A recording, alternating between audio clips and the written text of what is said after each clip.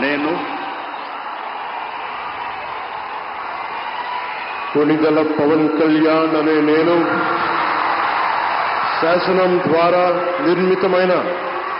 భారత రాజ్యాంగం పట్ల నిజమైన విశ్వాసం, విధేయత చూపుతానని, భారతదేశ సార్వభౌమాధికారాన్ని, సమగ్రతని కాపాడుతానని ఆంధ్రప్రదేశ్ రాష్ట్ర మంత్రిగా నా కర్తవ్యాలను శ్రద్ధతో, అంతఃకరణ శుద్ధితో నిర్వహిస్తానని, భయం గాని, పక్షపాతం గాని, రాగద్వేషాలు గాని లేకుండా రాజ్యాంగాన్ని, శాసనాలని అనుసరించి ప్రజలందరికీ న్యాయం చేకూరుస్తానని దైవ సాక్షిగా ప్రమాణం చేస్తున్నాను.